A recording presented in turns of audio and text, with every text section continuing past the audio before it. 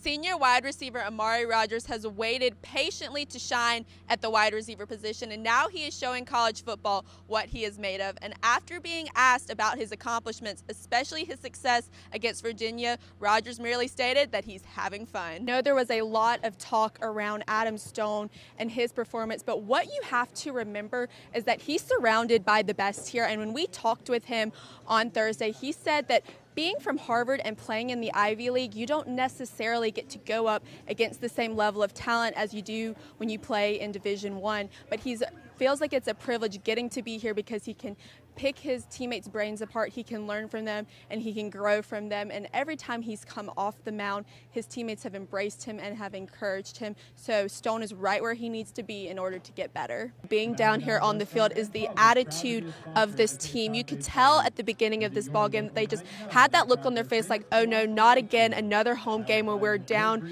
in a hole. And when I talked with some of them after the game on Wednesday, they just said that they felt lackadaisical. And when I talked with Coach Trundy about this at the beginning of the year, he said how he keeps his guys' mindset in check is reminding them how awesome of an opportunity this is. And you could tell within the third that when they changed their mindset, that their performance also changed. So if they can just keep this mindset for the rest of the game, they're going to be a lot more successful. In your bio, it says that your childhood heroes are your parents. What kind of role do they play in your baseball career? Awesome. At the beginning of the summer, one thing that Coach Trundy really emphasized to me was to have fun this summer. How fun is this bus ride home about to be? It's about to be really fun. We're going to play a lot of Mafia. I know you probably don't know what that is, but we're going to play a lot of it. So for Clemson, attending the ACC championship game is becoming a postseason ritual. But for most, they would consider this to just be a stepping stone for something bigger for the Tigers, the college football playoff. But head coach Dabo Swinney said it is a privilege to be here. Clemson basketball yet again found a way to make history by defeating number 5 Louisville, but they couldn't have done it without the help of the energy that the fans brought to Littlejohn Coliseum.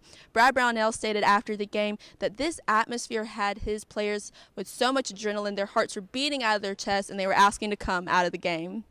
Nothing is more exciting for a defense than getting a turnover, and teams all over the country have a unique way of celebrating this.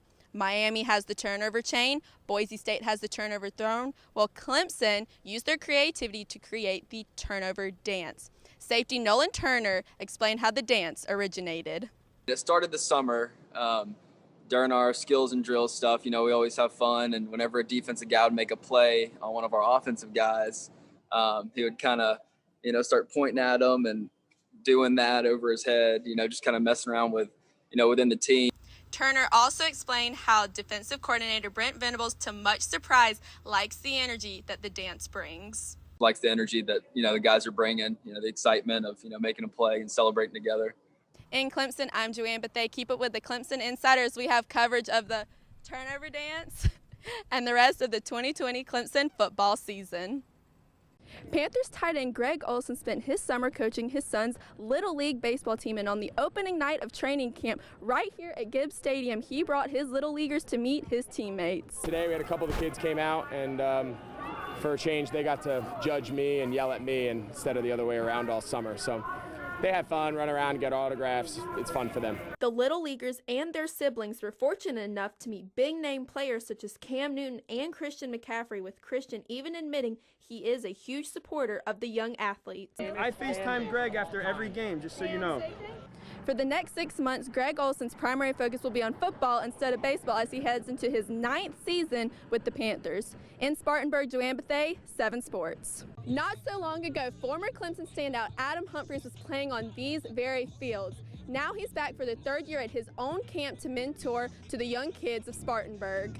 From this area, from the 864, and a lot of these kids are from here, so it's good to get back to them. Humphries is now making the transition from Buccaneer to Titan after signing a $36 million contract. Obviously a great opportunity in my career. I had a great 4 years in Tampa. Can't say enough good things about being down there, but opportunity came across to play for the Titans, and really excited to start a new chapter in Tennessee, and excited for the season that's coming. At the end of the day, I still have a job to do. Still got to, try to be the best slot receiver in the game and win games, and help my team win. No matter what uniform Humphries is wearing, he will always remember his time at Clemson. It's amazing, wherever you go in the country now, you see Clemson Paws everywhere. Everyone's, proud to be a Tiger, and the success they're having is crazy. And it's cool going back to when I was with Coach Sweeney his first few years, his vision, and to see how it's turned out and played out. He's lived it up and has stayed true to his word and his formula. A month from now, Humphreys will start his new journey with the Tennessee Titans as they open camp on July 26th. This is Joanne Bethea here in Spartanburg, 7 Sports. Chase Elliott sure didn't look like a race winner with 45 laps to go, but man, what a difference 39 laps can make as he recovers to get the win at Charlotte Sunday and also advances in the chase.